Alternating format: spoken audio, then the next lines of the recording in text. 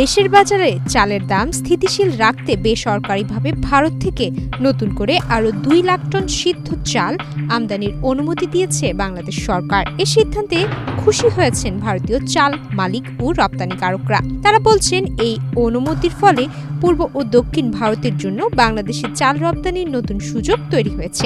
বাংলাদেশ সরকার 232টি বেসরকারি প্রতিষ্ঠানকে 2026 সালের 10 মার্চ পর্যন্ত চাল আমদানির অনুমতি দিয়েছে। অভ্যন্তরীণ বাজারে দাম নিয়ন্ত্রণে রাখতেই সরকার এই উদ্যোগ নিয়েছে বলে সংশ্লিষ্টরা জানিয়েছে। বাংলাদেশ সরকার চাল নেওয়াতে আমাদের চালের বাজারটা একটু দাম বেড়েছে, কিন্তু বেচাকেনাটা উঠছে।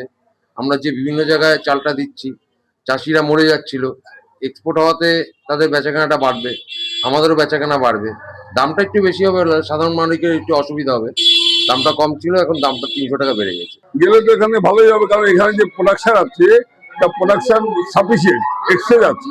সেই মাল যদি বাংলাদেশের এখানকার ব্যবসায়িক মহল বা অন্যান্য যারা এই চাল ব্যবসার সাথে যুক্ত আছে তাদের অনেক উপকার হবে, যথেষ্ট আমাদের ভালো হবে। কারণ আমাদের যে সাফিসিয়েন্ট চালের যে রাখার মতো পজিশন নেই, সেই মাল যদি আমরা বাইরে দিয়ে দিই তাহলে আমাদের ভালোই হবে।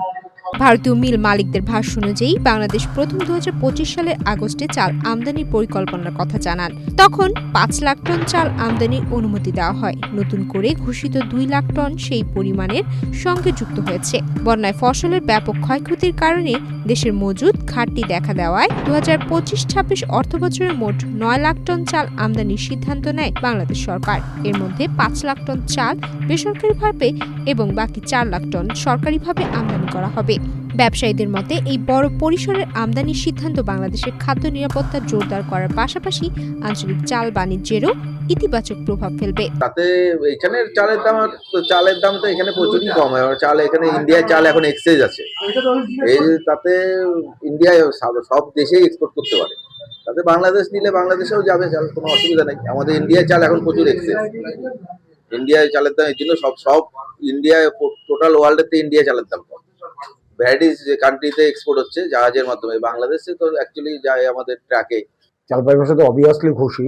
Bangladesh government already 2 lakh ton চাল ছেড়েছে। তার মধ্যে ধরুন ওদের দেশের যারা ইম্পোর্টার আছে, কাউকে 4000 টন, কাউকে 5000 টন, কাউকে 500, 1000 এইভাবে ইন্ডিভিজুয়ালি দিয়েছে।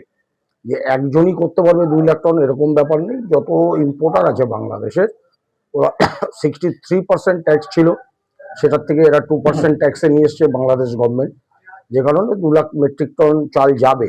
হ্যাঁ, চাল নিলে কনজাম্পশন বাড়বে, তাতে আমাদের এখানে প্রাইসটাও একটু বাড়বে, চালের বেচাকেনাটা একটু বাড়বে। তো সার্বিক ভালোই হবে, ইন্ডাস্ট্রি চলতে পারবে আরো ভালোভাবে।